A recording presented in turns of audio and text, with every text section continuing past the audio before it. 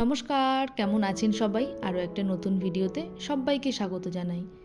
তো ইদানিং না প্রচণ্ড ভোরে উঠছি একটাই কারণে, আমার অ্যাডভান্সের ক্লাস শুরু হয়েছে।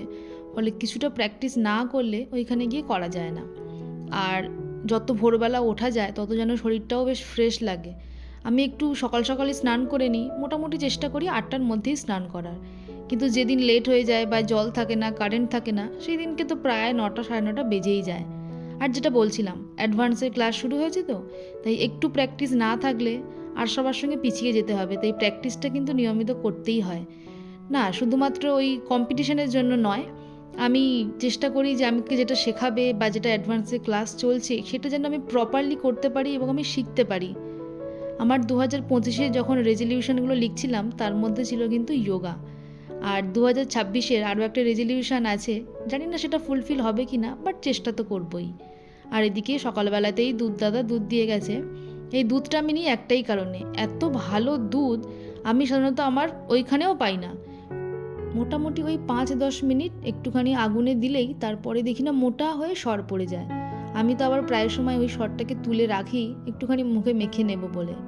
আর এই যে দেখছেন, এইটা হচ্ছে ওই যে ভোগালী বিহুর জ্বালন দেবে, তো সেইটাই এখানে জ্বালিয়েছে। আমি যখন দেখব, মানে যদি আমার চোখের সামনে জ্বালায় তো আমি আপনাদেরকে অবশ্যই দেখাবো। আর যদি আমার চোখের অলক্ষ্যে জ্বলে যায় তো সেক্ষেত্রে তো পারবো না। তবে শুনেছি এইটা নাকি ভীষণ শুভ দেখা, এবং সামনে থেকে প্রথম থেকে শেষ পর্যন্ত নাকি দেখতে হয়। আর এই সকালবেলার মিষ্টি রোদটা কি ভালো লাগে। আমার এই ব্যালকনির দিকটা না অতটাও রোদ আসে না, তার জন্য দেখুন ধনিয়া পাতাগুলো একদম ছোট হয়ে আছে। না হলে রীতিমতন যে সময় দিয়েছি এটা কিন্তু প্রায় 1 আঙুল করে হয়ে যাওয়ার মতন। তো যখন যেই দিকে রোদ আসে আমি সঙ্গে সঙ্গে টবগুলোকে ধরে সেই দিকে দিয়ে দিই। ধনিয়া পাতা যত সূর্যের দিকে থাকে তত নাকি ভালো বাড়ে, কিন্তু এইখানে এই যা হয়েছে আমার মনে হয় এই আমার কাছে অনেক, মানে আই এম ব্লেসড যে না অন্তত হয়েছে। এদিকে তো আমি আবার নিজেকে চাষি ভেবে নিয়েছি যে বাবা আমি বিশাল বড় চাষি হয়ে গেছি। তো দেখলাম যে মোটামুটি কিছু কিছু পাতা হয়ে গেছে, তাড়াতাড়ি করে আবার একটুখানি ফেন্সিভাবে কাঁচি দিয়ে কাটছি, কারণ খুব শখের গাছ তো, তাই চাইছিলাম না যে গোড়া থেকেই তুলে নিতে। মাকেও ফোন করে জিজ্ঞাসা করলাম যে মা কী করবো গো?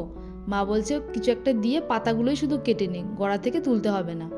দেখতে খারাপ লাগে আর বেশ ভালো লাগছে, চোখের সামনে সবুজ না, দেখতেও যেন কি ভালো লাগে। আর ওই বলছিলাম আমি দুধের সর তুলে রেখে দিই, তো এইটাকে আবার আমি মেখেও নিই, মানে স্নানের পরে হোক বা আগে যখন সময় পাই মোটামুটি আমি মেখে নিই।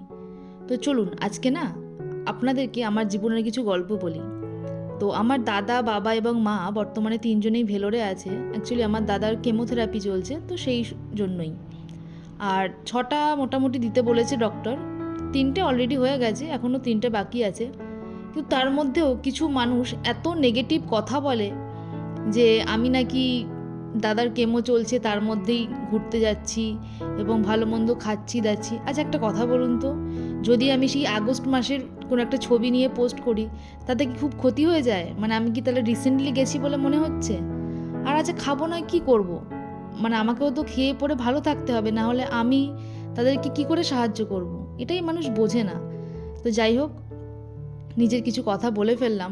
আসলে না ভীষণ রাগ আমি বলবো না, আমার না ভীষণ খারাপ লাগে সেই সব মানুষগুলোর জন্য যারা অজান্তেই অনেক কথা বলে দেয়। কিন্তু কিছু কথা আছে যেগুলো একদম বুকে গিয়ে লাগে। আর আজকে দুপুরবেলা গরম গরম ভাত আর সঙ্গে কিছু সবজির একটা পাঁচমিশালি, আমি আবার এই নতুন নতুন করে কী সব শিখেছি, যত সবজি আছে একসঙ্গে দিয়ে একটা তরকারি বানিয়ে নিই, ব্যাস আমার খাওয়া হয়ে গেল। আর এই দিকে এসে বলছিলাম ওপর থেকে দেখাচ্ছিলাম সকালে, সেটাই সন্ধ্যাবেলা দেখুন এইরকম দেখতে লাগছে। এটা মনে হচ্ছে আজকে জ্বালাবে না, কবে জ্বালাবে সেটাও আমি জানি না। তো মনে হচ্ছে কাল সকালে, দেখা যাক কবে জ্বালায়। আর এই দিকে চলে এসেছি একটু চা খাবো, সন্ধ্যেবেলাটা একটু চা খেতে লাগে এখন। ইদানিং আবার এই 2-3 দিন আমার বড্ড যেন দুধ চার নেশা লেগেছে, আবার তার সঙ্গে একটু কফিও দিয়ে দিই, মানে গ্যাস যখন হবে তো ভালো করেই হোক।